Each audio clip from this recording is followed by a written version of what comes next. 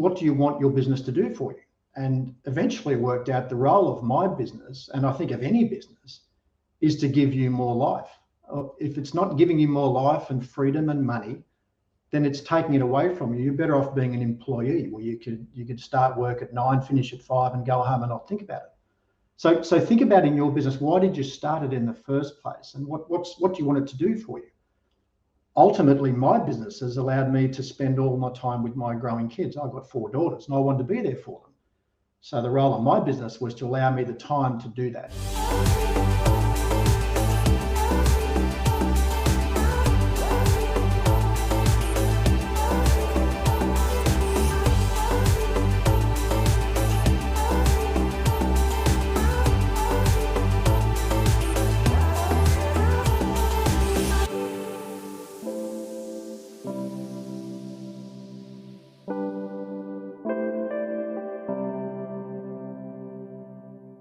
Hey, what's up, everybody? Welcome to a brand new episode of the None of Your Business podcast. Sean and Lacey here with you, just as we are each and every week. And today's episode is going to be incredibly impactful and valuable, especially to all of our allied health professionals, our people that work in the health and wellness space.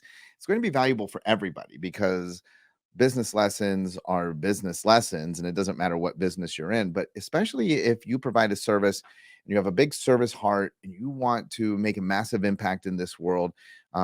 Today's guest, all the way from Australia, has identified 7 key critical mistakes that you may be making that are impacting your bottom line, which is terrible. Nobody wants that, but are also potentially handcuffing you further to your business. And that's something that you and I see all the time. People get super frustrated because they went into business for themselves to create freedom. And what they realize a couple years in usually is that, man, I think I've created my own jail cell, brick by brick, block by block. I've literally locked myself into this. I can't take vacations. Yeah, oftentimes it's more work than they originally anticipated. I can't be sick. I can't hang out with my friends. I can't leave. I have to show up every day. So today's guest, all the way from Australia, is going to help us to undo that knot that some of you may have made. Let's bring in our guest, Paul Wright. He's a physical therapist, like I've said, from Australia. He's helping allied health professionals all over the world to grow their business and free themselves at the same time from the chains that bind them to that business. Paul, welcome to the podcast. Absolute pleasure to be here, guys. I've followed you guys for a long time, so it's an honor to be finally on the podcast as a guest. What a buzz! It's not, the moment isn't lost on me. We're excited to have you here. Thank you so much. Well, we always begin the podcast with the exact same question to every guest. And the reason why we do that is because it's easy for listeners to fall into the trap of feeling like the guests that we have on that share their expertise, their knowledge, their wisdom and experience, that maybe they've just kind of always had that, and they lose sight. We all do. We lose sight of the fact that there's ups and downs and trials and tribulations. And in fact, to date, none of our guests have answered this question by saying, well, everything was gifted to me by my parents. Right. And so the question that we start off with is, how do we end up here? Tell us a little bit about the journey that leads you to end up impacting so many lives today. It is a great question. It's funny. I say the moment today isn't lost on me. I remember lecturing in London a few years ago, and I remember driving past Buckingham Palace in a taxi on the way to a presentation. And I thought, how did I get here? From where you started. And as you said, it's not an easy journey. But I grew up in a small town in Western New South Wales, Australia, about 6 hours northwest of Sydney. So in the middle of nowhere. There's no physios, there's no chiros, there's the odd doctor and the odd dentist. So what does a young kid do? I thought, well, I like sport. So I thought I'll be a physical education teacher. That was what I thought I'd do. Started that journey at Newcastle University, north of Sydney. Got about maybe 3 years in, and I met a physiotherapist, which you guys would call a physical therapist. And I didn't even know what a physio was. Got talking to this physio, and I thought injury anatomy, physiology, this is right up my alley. Decided to finish the phys ed course, go to Sydney to study to be a physio.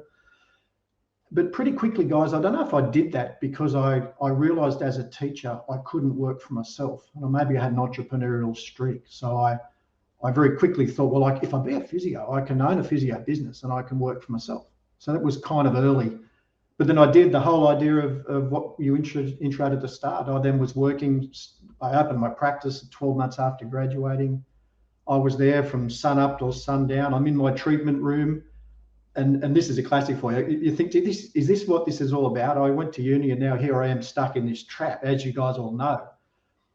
And then as I'm in my cubicle, this bus keeps going past. And on the side of the bus, it says, why most small businesses fail and what to do about it. It's on the side of the bus. I'm getting better now at realizing the universe was trying to tell me something. Those days I didn't get it, but these days I'm thinking the universe is telling me something. And this bus went past for weeks. And I'm sure the bus driver would sit out the front and just wait for me to see it so that I could do something about it. Finally, I ring the phone number on the bus and it takes me to a Michael Gerber seminar, E-Myth fame. I then got into the E-Myth. I then, as a result of that, worked on systems and ended up having 6 practices in Sydney. My claim to fame, I didn't go to any of them. I ran them remotely, and then I was doing the E-Myth lifestyle. So and then I sold them, and then people said, how did you do it? How did you build it, sell it, not work in it? And that's how this whole health business mentor journey started, with Practiceology and originally DVDs and our mentor programs. It all started from that, I suppose, from that bus going past. And that's where it all commenced for me. What was a sign from the universe? Yeah. I want to. I'm getting better. I wasn't good then, but I'm getting better now. The universe You're is telling noticing me the signs now, right? I'm watching out for them all the time now. But then I didn't see it for a long time. I want to direct everybody right away in the podcast to mypracticeology.com if you want more information about the things that we're discussing today. mypracticeology.com. But I really want to attempt to tackle these 7 mistakes. I know that we have limited time, but I want to and they're so pertinent to every business, no matter if you're a healthcare professional or not, which I think is so important. And I want Paul to break them down for us. Mistake number 1 is failing to understand the true role of your business. And so I'm interested to hear what that means, because I think I have an idea what a lot of people think the role of their business is, but I'd love to understand the pitfalls, the mistakes that people might make in some assumptions they have about their business. Well, I think as we alluded to, I went into business because I was good at being a physio. I didn't think about business. I didn't have any business training. Like most people, we go into the profession that we learn, but we don't know how to run the business that delivers that service.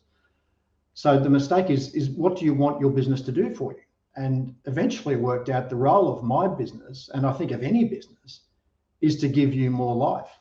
If it's not giving you more life and freedom and money, then it's taking it away from you. You're better off being an employee where you could start work at 9, finish at 5 and go home and not think about it. So think about in your business, why did you start it in the first place? And what do you want it to do for you? Ultimately, my business has allowed me to spend all my time with my growing kids. I've got 4 daughters and I wanted to be there for them. So the role of my business was to allow me the time to do that. And that's, I think, what we've got to think about. One score we can use, one way to test it, this is what we do with health business owners, but it applies to any business. Work out what we call your freedom score. And a freedom score for, let's say, a physical therapy practice, if you're the owner of that practice, how many hours a week do you physically need to be at that practice treating patients, like face-to-face treating patients in the diary? And we've done this with clients, and they start with us, sometimes there's 70, 80 hours a week. And that's just diabolical. So our role is to try and think, well, how can we get that number down, your freedom score? The other thing for that, guys, while we're doing it, understand the model you are running and the limitations of your business. One of my biggest mistakes I made, I subleased one of my original practices. I leased a practice area inside a fitness center. So I was a subtenant of someone else. I got a phone call Thursday night from the owner, from a client, who'd heard that the gym that I was renting from hadn't paid their rent for 3 months. I ring the owner of the gym. What's happening? He said, oh, it's okay. Yeah, sure it is. I go in the next day. He says, it'll be okay. We're selling the business. Someone's going to take it over. Within 24 hours, that business was gone. I hired a truck, put everything in the truck, and I was out of there because the gym folded. So I lost a $300,000 business in less than 24 hours. What's the lesson for me in a business? Where are your risks? My risk was the owner of the gym doesn't pay the rent. So then I went on and released my own space. But understand the role of your business to give you more life, but understand the risks you may have as well. And that was one of them for me. And I love that because, as the chair of the board of a chiropractic college, the wonderful Sherman College of Chiropractic in Spartanburg, South Carolina, I understand the dilemma that even the education system faces, right? So, I mean, it starts there because as a college, you have to ask yourself, is our job to create great technicians, right, or to create great business people, right? And it's kind of like, I know that you're interested in culinary arts. It's like a culinary art school. Do you go to culinary art school to learn to be a great chef or to learn how to run a restaurant? Because every great chef wants to own their own restaurant, and most healthcare practitioners eventually want to own their own practice. There are group practices, hospital settings. Well, and so many of them don't because they don't know what to do. Right. Well, what a dilemma. So I love that as number one. Yeah. Well, I personally love number two. This is falling in love with your product, because I got to tell you what I noticed so much about a lot of the people that we take care of, a lot of people that we serve, is they're not necessarily in love with their product, but they're really good at what they do.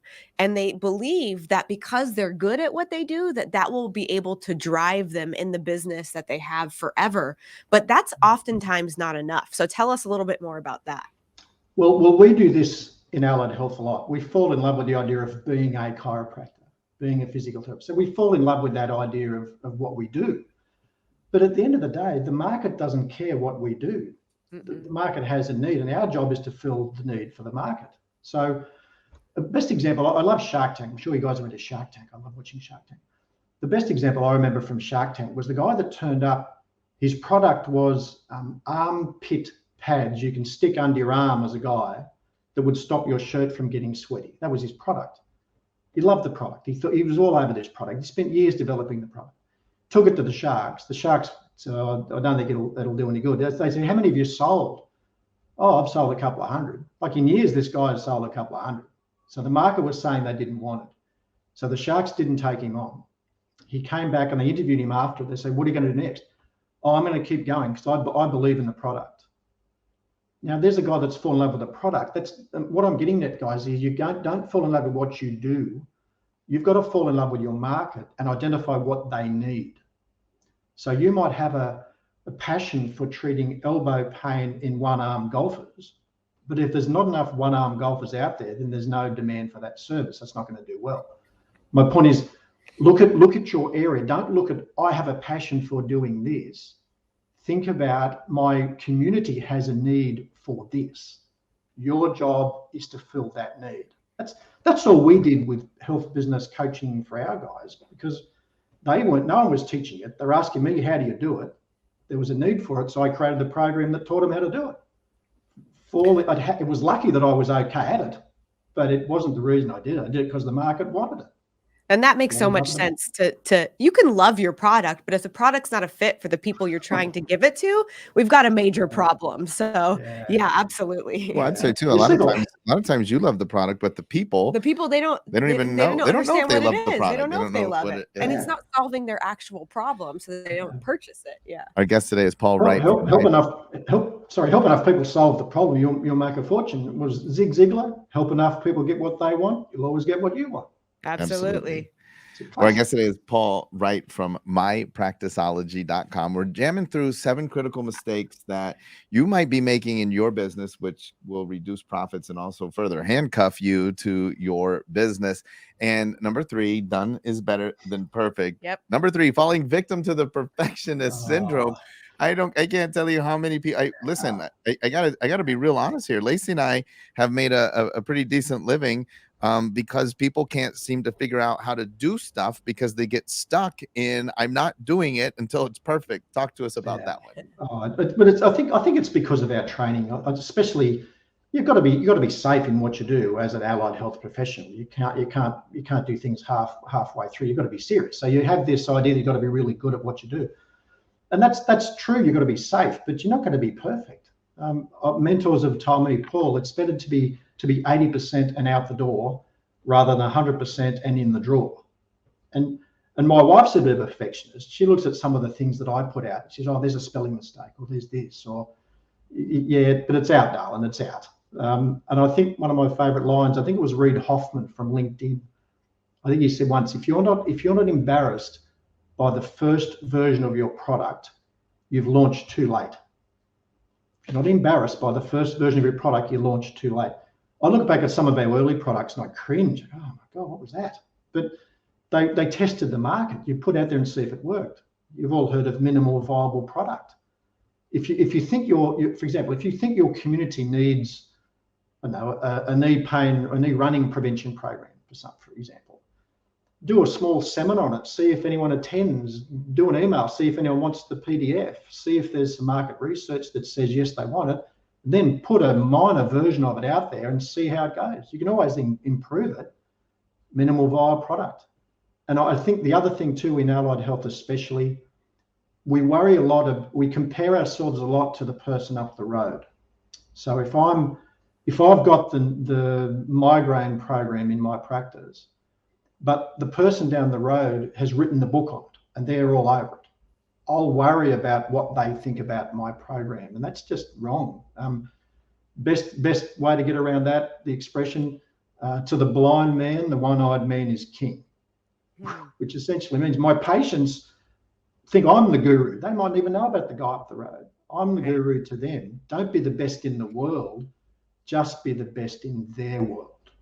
And that's all you can do as a health business owner or an owner of any business.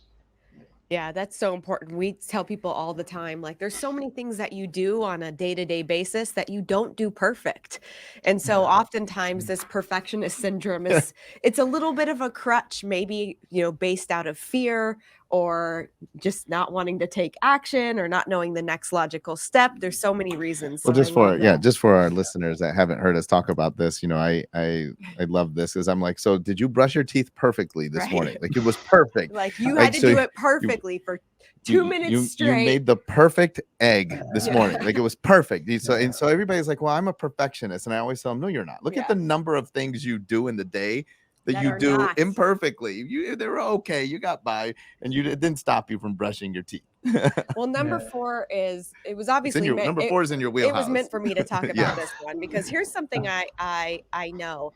And this is a controversial statement that people don't often love when we say this, is that there's people out there that get successful by accident. Yeah. Businesses can grow and scale and flourish without proper infrastructure, but not forever. That is the problem, right? And a lot of people in business, they don't create the systems that are necessary to sustain long-term growth.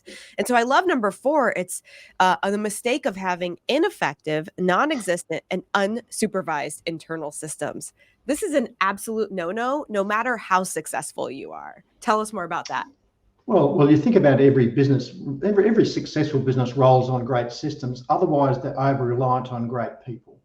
Mm-hmm. And you can get away with it, as you said, if you've got great people. But you lose a few team members, you've got a new team member starting. I think it was a Gerberism. You leverage ordinary people with great systems, because if you do that, you can shorten the gap or reduce the gap between the superstars and the not so good yet performers. Think about it in your practice, and I think this comes back to what we did in our practices. Where are you at risk? For example, let's say you've got a front desk person who knows everything in your practice. And I remember that happening to us. And I thought, gee, if anything happened to Gina, I'm in all sorts of trouble. I remember bolt upright one night thinking, my goodness, if Gina get hit by a car, I'm in trouble, because she knew lots of things and I didn't know. I remember I contacted Gina. Gina, I need you there in the morning. I'm bringing my old camera, the old handy cam in those days. I put someone else on front desk and I took her out the back and I said, Gina, I want you to show me everything. And I got the camera, show me heaps. This is how we enter a new patient. This is how I process this. And she went through the whole thing. So at the end of the day, I had a video of everything she did. So if the wheels fell off, I had something. So So record everything in your business. If you don't know how to do something, just get your phone out these days. Show me how you do this. Show me how you do this. And little videos, add that to your database. You can just reduce the risk, because if something happened to Gina, I was in all sorts of trouble. Systems remove reliance on people. As horrible as it is, people are unreliable. They're people. That's just people. Just accept that. And don't be disappointed by them. They'll leave, they'll take your database, whatever they do. That's just people. Accept it and handle it and manage it in case it happens. We have a statement over here, a saying over here, Paul. People gonna people. People gotta people. People gotta people. They just gotta be. They gotta people. Just gotta do their thing. Yeah. I also love that. I was speaking to a client yesterday who said she was one of her therapists had left the practice and he'd gone and worked for someone else up the road, and she was concerned that he'd taken a couple of patients. I said, that's the price you pay for you not doing all the work yourself. Just accept that. Accept the money you made while the guy was there, and wish him well. They're going to do that, but don't beat yourself up over it. Don't send him a cease and desist letter. Like, just move on. Anyway, that's my take. You know, and another saying that we absolutely love over here is that people get tired, systems don't.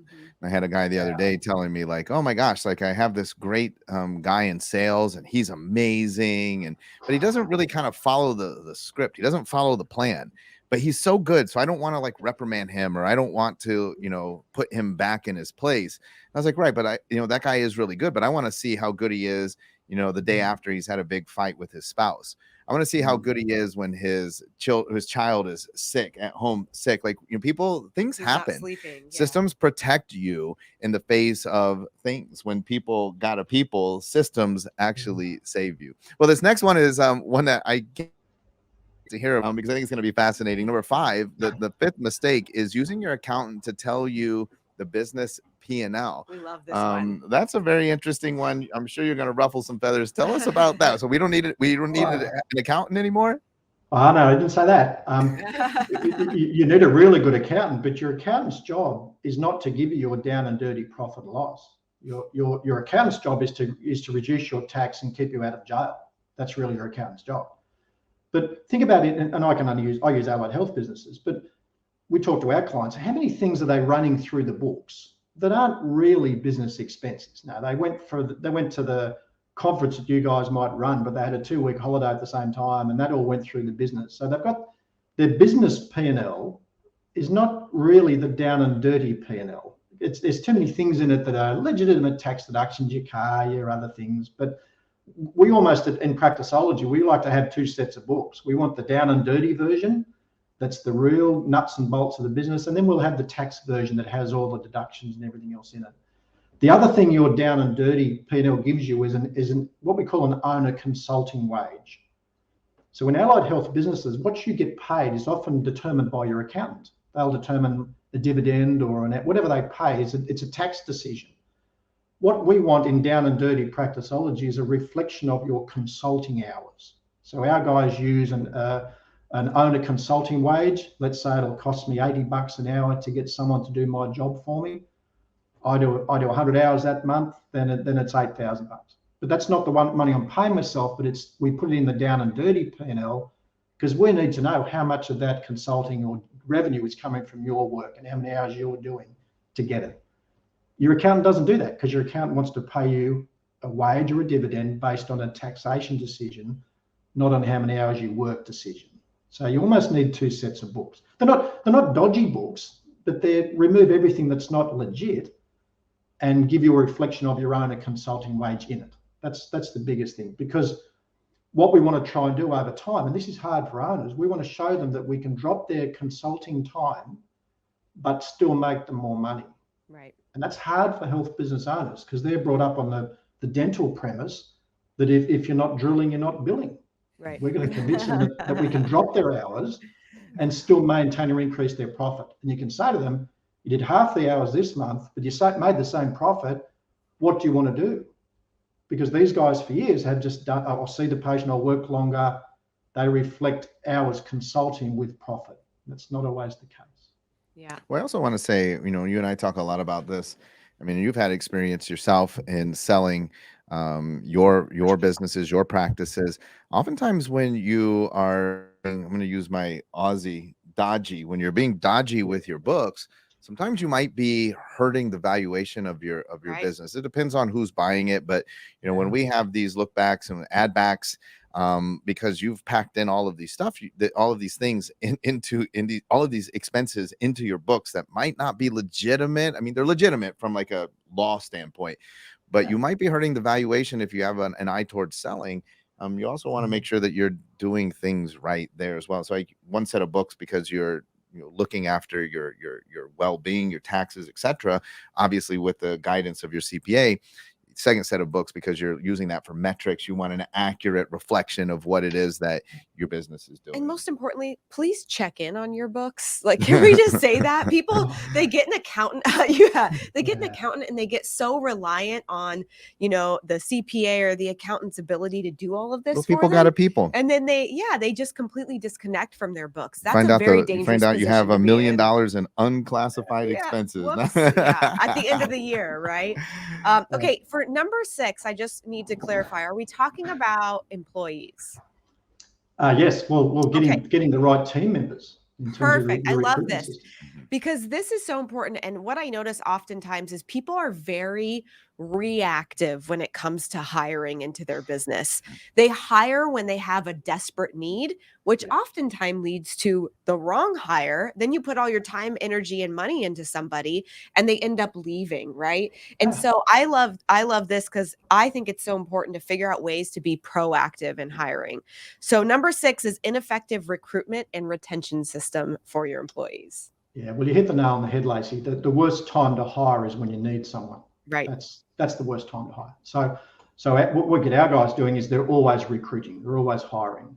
And you've got to be always doing some things. There's always some activity happening. Even if you haven't got a position available, really, in most businesses, if a superstar turned up who had their own database of patients, just moved in the area, like you'd take them for sure. So you are always hiring. The other thing to think about too, we don't mind turnover to a certain extent, staff turnover, because as long as you've got systems in place, everyone should be replaceable. So you've got to make sure in your business that no one is irreplaceable. But it's the paradox of ownership. Your job as the owner is to make them replaceable. That's your job. Their job as the team member is to make themselves irreplaceable. And that's the game you play all the time with these guys. So recruitment systems mean you're always recruiting. Accept that people are going to leave. Don't be disappointed by it. Just accept it. One of my mentors once gave the analogy of the train journey. Your business is a train, journey along the track. People are going to get on at some stop. They're going to get off another stop. They're not going to stay forever. That's just the way it is. And also think about every time a team member leaves, there's a chance to reinvent yourself. I had a client once, she had podiatry practice. She had 6 clinicians in her practice and they all left within a month period. And she was devastated. She thought it's all over for me. I said, hey, what an incredible opportunity. We fine-tuned her systems. We fixed all the things we did wrong initially. These people came on board with a new set of systems and they followed them to the T. It's sometimes hard to get an existing team member to start a new system or follow it. But the new team member, they just do what they're told. So don't worry about staff turnover, but always be recruiting, always be hiring.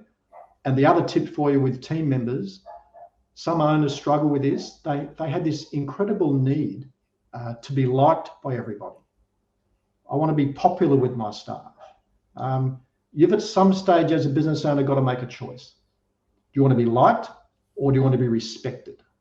What's it going to be? Because it sometimes can't be both.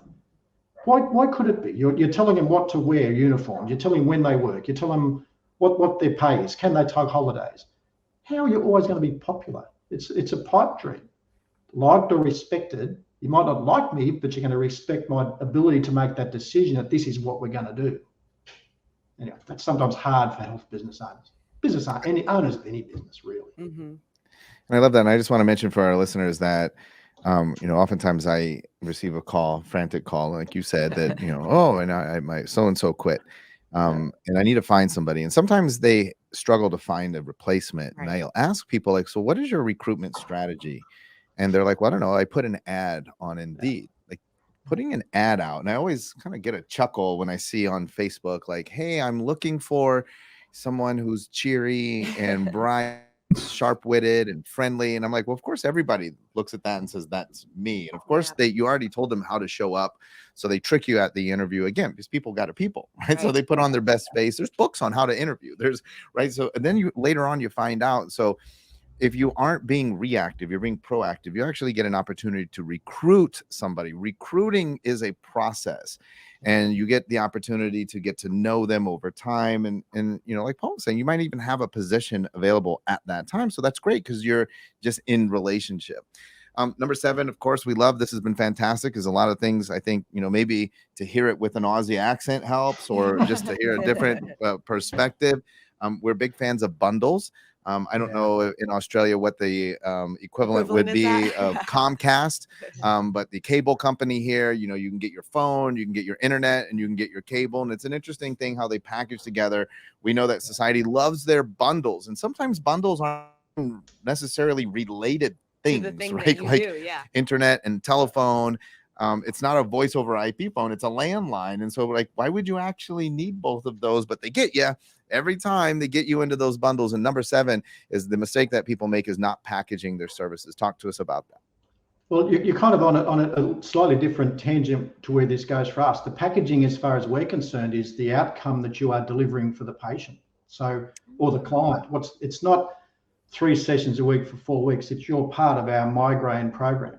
It's the XYZ. So you're branding your program, your treatment program, with a name that can't be replicated. So packaging for us in Australia is putting it into a name of something. So it might be the runner prevention program, the XYZ migraine gone program. It's the runner marathon under 3 hours program. So look at what you currently do, and instead of just selling it session by session, you're ideal for our return to sport program, Mrs. Johnson. And this is what it entails. It's twice a week for 4 weeks with this manual, and you get this book, and you get this with it, and we reassess you here and here. That's the package that most people don't have, because if you don't do that, especially in healthcare, you're a commodity. You're selling session by session things, which is it's not a way to run a business. If you're the only person that has the XYZ migraine program, you can charge what you like for it. You can't be compared in terms of price or anything else on it. So the golfer's elbow program, look at what you deliver to that desperate need in the marketplace, call it something, wrap it up, market it to your community as a package, and then you can't be touched regarding price. You're the only people that have it. It's not that far off, because in Comcast it's called the triple play. It's the triple play so package. It is a package. It's a triple play. They figured out it's packaged up neatly with it's a pretty bundle. little bow. The package. Yeah, not that far off. And then real quick, because I just want to give you a couple seconds to talk about this, because I do think it's valuable. This is something that came up with our good friend Chance Weber at a dinner one time. We were talking about time, and he was like, hey, but you have to think about what is it worth to you to be able to be home? For example, if you make a commitment to your wife, and this, I get this is not exactly what these bonus mistakes are either, but the point is that, what is that worth to you? To honor your commitment, to have date night, to be with your children. But that kind of dovetails into, well, what is that time worth with your family versus what is your time worth in the workplace? And I think that, a lot of people super focus on that. This is what my hourly, rate is based off of my calculations. I looked at how much money I make, how many hours I work, and I was able to figure that out. But you're saying, listen, we have to contrast that with how much our family time is worth. Talk to us about that. Well, that's one of the bonus mistakes. I think that's the big reason, or the big lesson underlying all of our programs, because the big mistake is putting monetary value on your family time. So let's say your daughter has a dance recital at school on a Friday afternoon. Now you might have to cancel a list of clients to see that. So that might cost you $2,000, whatever it cost you. But you're saying, well, I'm weighing up this going to the concert compared to seeing these patients, and it's a ridiculous analysis. You can always see more patients, you can always make more money. As the father of 4 daughters, and the youngest one is now 25, that time goes so fast. It's a ridiculous comparison. So stop playing that game. You can't put a monetary value on family time. And the other thing is family time, I believe, is quantity time. I don't personally subscribe to the quality time notion. I don't think there's anything such thing as quality time with a family, because family time is quantity time, because things just happen because you're there. You make your business run so you can be there because things will happen because you're there. My now 30-year-old daughter once came home from school crying. She was 16 at the time. I'm on the back deck. She came out in, "You okay, darling?" She's not a crier, like she doesn't cry much, but she stood there, "You okay, darling?" And she dissolved. I gave her a cuddle. "You okay?" "Yeah, I'm okay now, Dad." And she took off. Now, I couldn't have planned that. I couldn't have said, "Darling, I'll be home at 3 o'clock on Friday. Can you break down then? Because I'm here then." I was there, so it happened. Get into the idea that family time is quantity. They had a children's spell love, TIME. We've all heard that before. Yeah. That's I'm not putting the moral compass on you guys. That's my philosophy. And my business's role was to provide me with the time to spend time with my family. As a result, I still see my daughters and we're close. So maybe it paid off. I don't know. Hopefully it did. Anyway, hope that helped. Absolutely. The website is www.mypracticology.com. There you can get a free copy of Paul's book, How to Run a 1-Minute Practice. Sounds fascinating. I hope that you'll plug in with him. Paul, excuse me. Thank you so much for being on the None of Your Business podcast with us today. Absolute pleasure. I love everything you guys are doing. So I hope it provided value for you and your audience. Absolutely. Thank you so much. Well, all right. Other than my sneeze, we'll put a stamp on this episode. I hope that you guys enjoyed it, and I hope that you took notes. I hope you took notes. That's what I was going to say. Yeah, because this is all super valuable content that Paul is delivering to us. We're going to come back again next week. We're going to deliver more content. We're going to see if we can one-up Paul. Who knows if we'll be able to do it? You'll have to come back next week to find out. Until then, thank you so much for joining today on the None of Your Business podcast.